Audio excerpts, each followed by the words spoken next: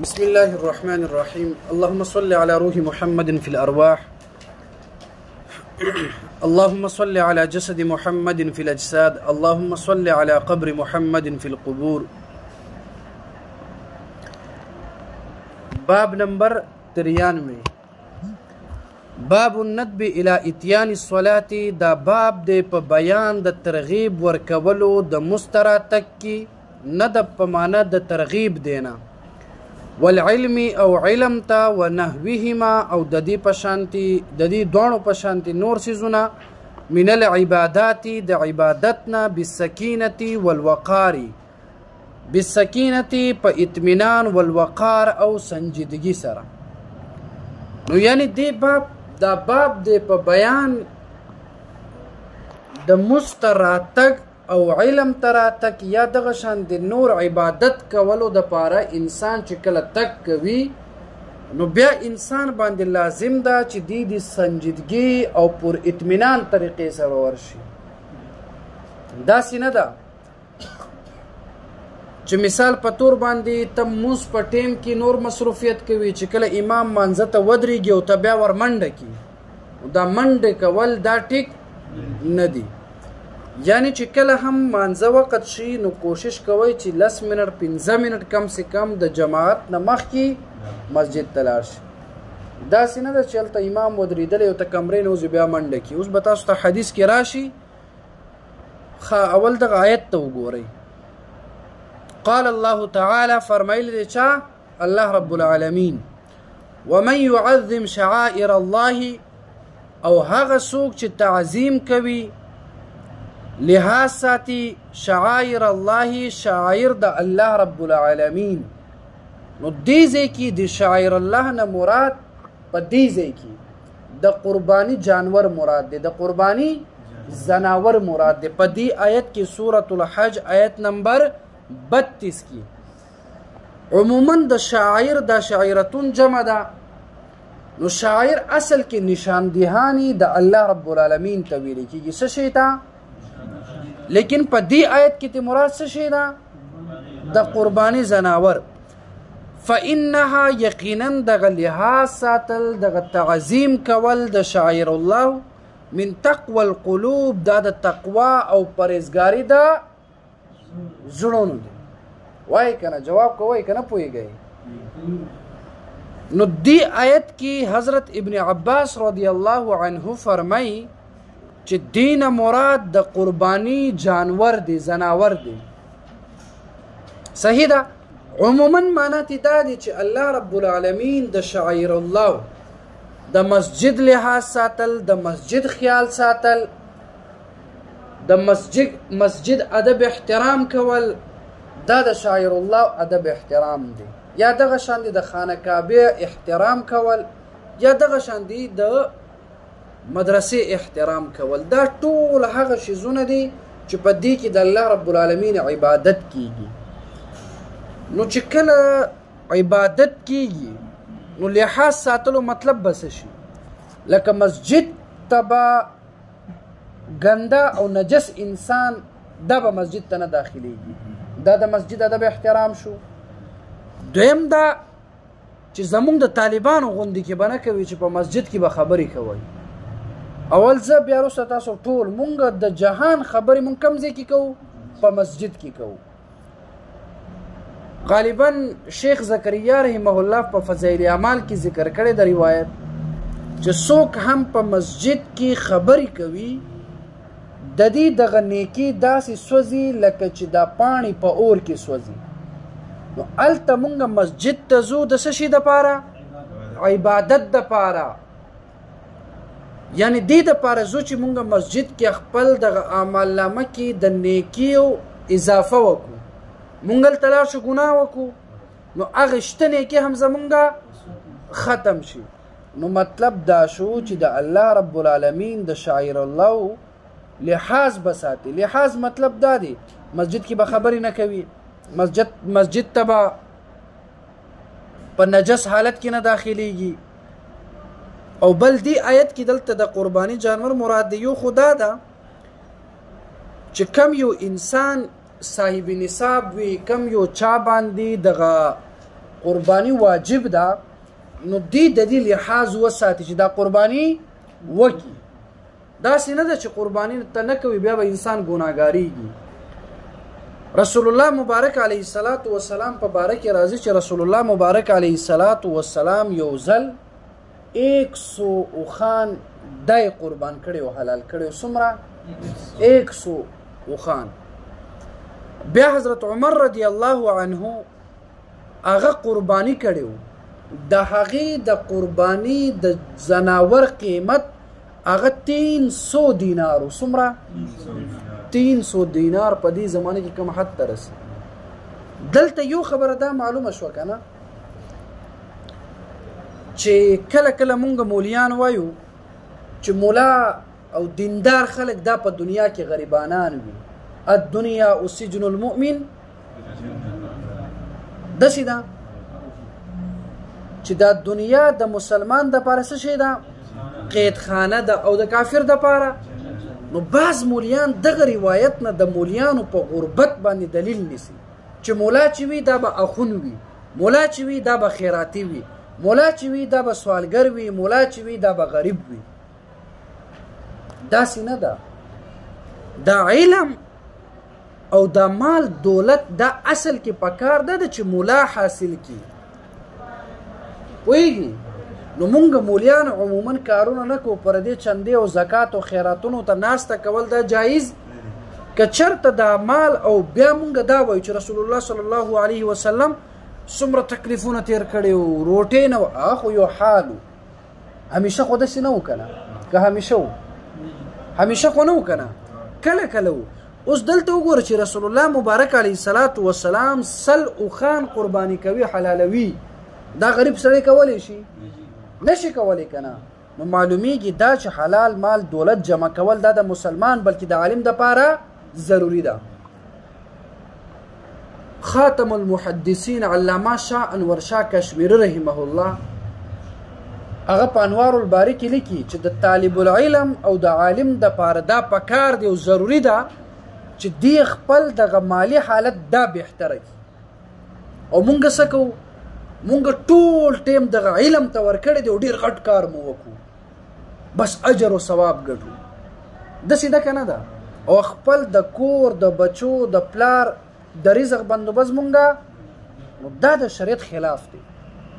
په تا باندې خپل رزق ګټل، په تا باندې خپل د بچو نان نفقه ګټل، په تا باندې د خپل د ښځې دغه نان نفقه دا څه شی ده؟ دا در باندې واجب ده، دا در باندې لازم ده.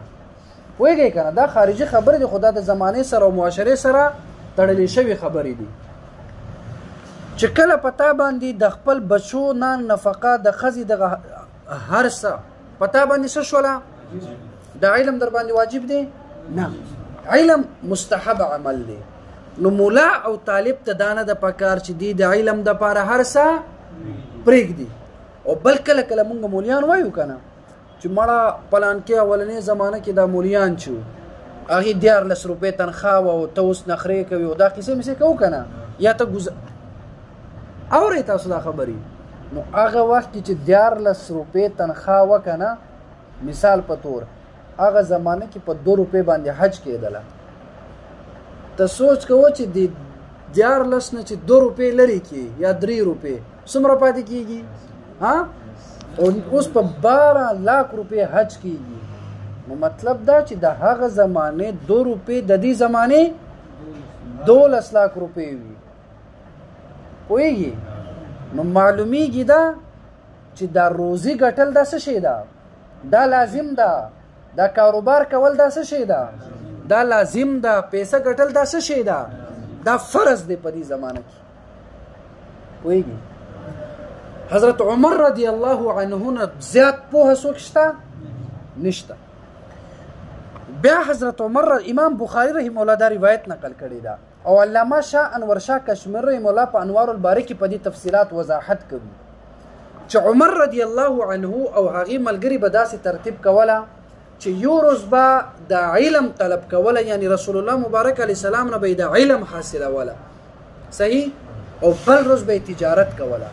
یعنی یو روزی د علم دپاره خاص کړی او بل روزی تجارت د پاره خاص کړو لکه ته سحر کې څه شي کوي تجارت کوي الکاسب حبیب الله مهنت کون کې دا څه شي دا د الله دوست دی نو د دې خبرې مقصد می دا ده چې رسول الله مبارک علیه الصلاۃ والسلام سلو خان قرباني کړو دا غریب سړی نشي کولی تاسو به دا ذهن نه وباسئ چې مونږ به 100% او 24 غنټه به مونږ د علم له ورکو بس مال دولت به نه ګټو دا خبره صحیح نه ده ټیک ده که یو انسان هغه مقام ته ورسي که نه هغه مقام ته چې هغه د ولایت په اعلی درجه باندې فایز شي او هغې ته الله تعالی د غیبونه هر څه ورکوي بیا ټیک ده بیا علم کوه دا حاجی امداد الله مهاجر مکی رحمه الله تلی و حج له نو حج له چې کله تلی و نو دی اوږې شو نو روټۍ ورسره نه وه دی ځان سره زموږ چې الله تعالی زه راغلی چېرته یم خانه کعبې ته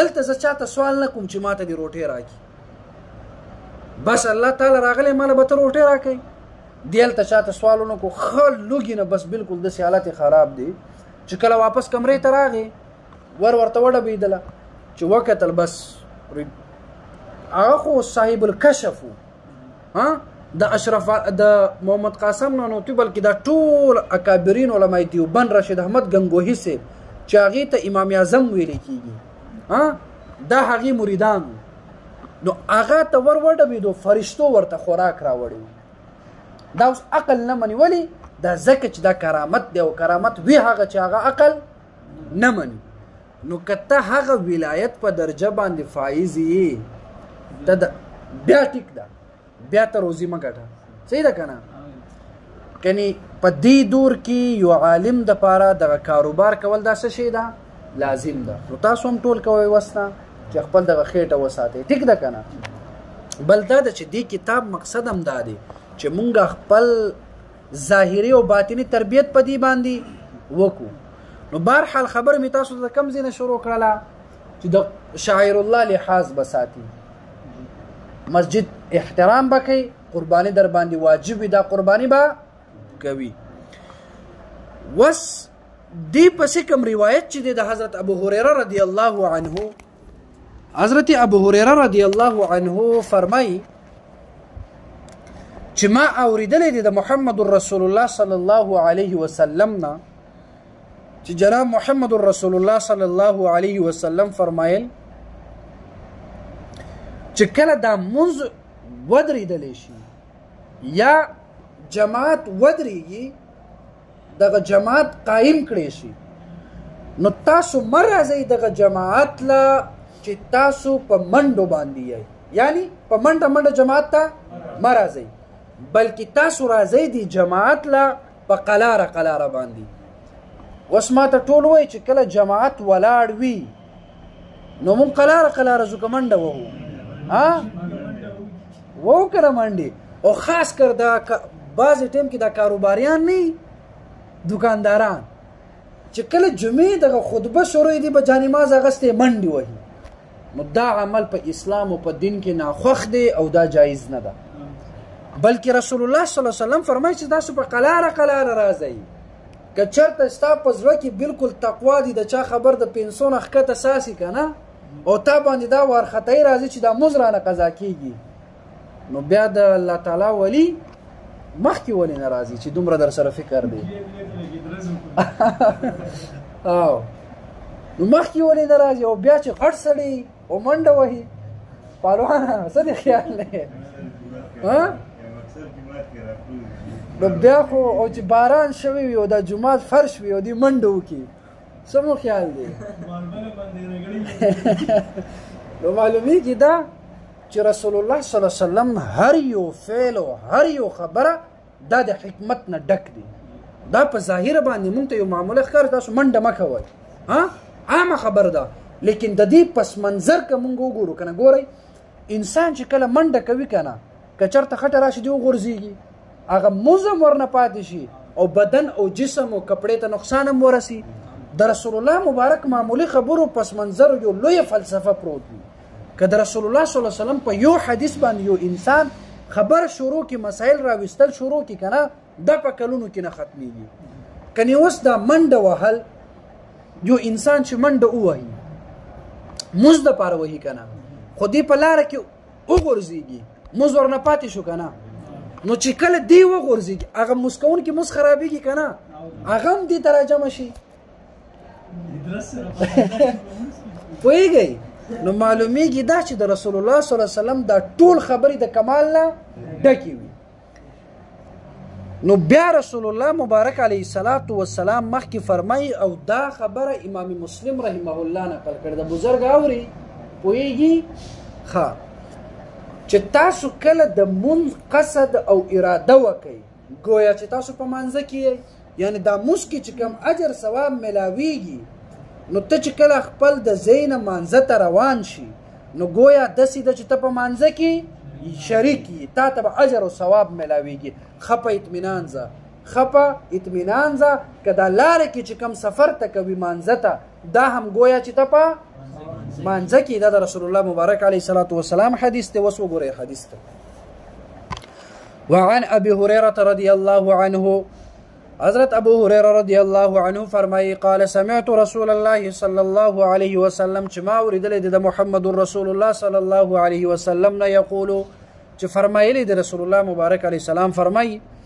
اذا اقیمت الصلاة کله چې قایم کړی شي دغه مونځ فلا تأتوها تاسو مه راځئ دې مانځله وانتم تسعون چې تاسو یې منډې وهونکي واتوها وانتم تمشون بلکې راځئ دغه مانځله تاسو په داسې حالت کې چې تاسو په قلاره قلاره اطمینان سره راتلونکي یئ وعلیکم السکینه او په تاسو باندې اطمینان وي په تاسو باندې فما ادرکتم فصلوا کم مونځ چې تاسو لاندې کوئ کم مونځ چې تاسو عمومئ امام سره هغه مونځ تاسو وکئ وما فاتکم فاتموا کم رکعتونه چې تاسو نه شوي وي هغه بیا تاسو وروسته پوره کوئ متفق علیه امام محمد بن اسماعیل البخاري او امام مسلم النشابوري رحمه الله دا روایت نقل کړې ده زاد مسلم فی روایت له امام مسلم رحمه الله په دغه روایت کې یو جمله زیاته کړې ده فإن أحدكم یقینا یو له تاسو نه اذا کان یعمد چې کله وي دې قصد کوونکي کله دې قصد وکړي یعمدو په معنا قصد سره الى الصلاة مسته فهو فی صلاة نو دا په دې مسک ګویا چې دا په دې مسک کې شامل دی نو مطلب دا چې کله تاسو د مونځ اراده وکړئ بس تاسو په دې مسک کې شریک یئ بیا ورپسې دغه روایت د ابن عباس رضی الله عنه دی هغه فرمایي چې زه رسول الله مبارک علیه الصلاة والسلام سره روانم یوم عرفه په ورځ باندې نو واورید المحبوب علیه الصلاة والسلام د خپل شا طرف ته یعنی کم کسان چې رسته روانو هغې نه رټنه او زجر او وهل او اوازونه د دې اوښانو یعنی د خلکو به اوښان وهل او منډه باندې به دا اوښان روان کړي وو نو رسول الله مبارک علیه الصلاة والسلام د خلکو ته اشاره وکړله او ورته وفرمیل چې ای خلکو په تاسو باندې د اطمینان وي منډې مه وهئ ښه په اطمینان سره راځئ یقینا په دغه منډو وهلو سره چاته نیکي نه میلاویږي چاته نیکي معلومیږي دا چې دغه روایت هم باب سره مناسبت دا دی چې محبوب علیه الصلاة والسلام فرمایي چې منډې اطمینان سره راځئ اطمینان سره راځئ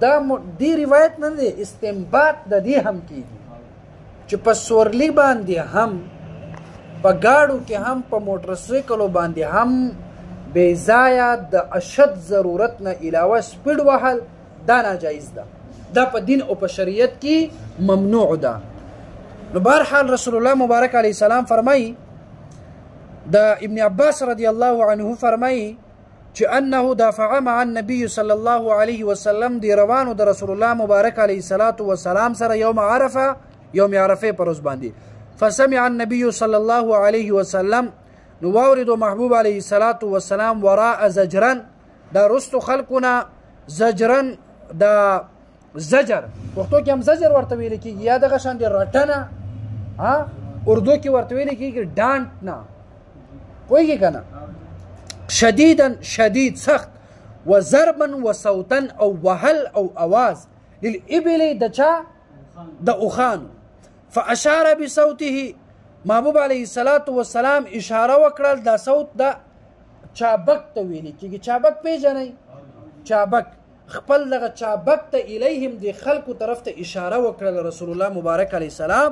وقال او ویله یا چې مثال په تور تانه رستو کم خلک رواني کنه په منډه ته ورته داسې وکړي چابک باندې داسې وکړي. وقال اویل رسول الله مبارک علیه الصلاة والسلام ایها الناس ای خلکو علیکم بالسکینه په تاسو باندې دي اطمینان وي منډې مه وهئ فإن البر ليس بالإيذاع یقینا دغه نیکي نه ده په دغه منډو سره تلو کې په دغه منډو وهلو کې په دغه منډه کې دغه نیکي نشته. رواه البخاري وروى المسلم بعضه امام مسلم رحمه الله هم ذکر کړی دا بعض حصہ. البر الطاعة دا طاعت ته ویل کېږي. والإيذاع نیکي طاعت څه شی ده؟ نیکي. والإيذاع بضاد معجمة دا په ضاد سره هغه ټکي والا کم ضاد چې وي قبلها یاء چې مخکې د دې نه څه شی ده؟ یا ده. وهمزة مكسورة او همزه یعنی ای همزه یا زیر ای. وهو الاسراع او دا ویل کېږي په تیزی سره تلو ته په منډو سره تلو ته. نو مطلب دا د ټول سبق خلاصه دا سوله چې په تاسو ځان باندې وارخطایي مه راولئ په تاسو چېرته بېځایه منډې مه وهئ بلکې تاسو د سنجیدګي او د اطمینان او د باعزتي مظاهره وکئ. الله رب العالمین دې ماته او بیا وروسته تاسو ته د عمل کولو توفیق راکړي. اللهم صل على روح محمد في الأرواح اللهم صل على جسد محمد في الأجساد اللهم صل على قبر محمد في القبور.